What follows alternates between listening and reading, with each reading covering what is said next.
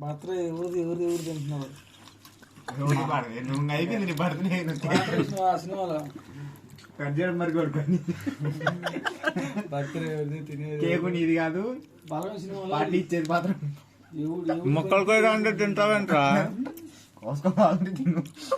కోసుకోరా చిన్న చిన్నవి కోసుకోరా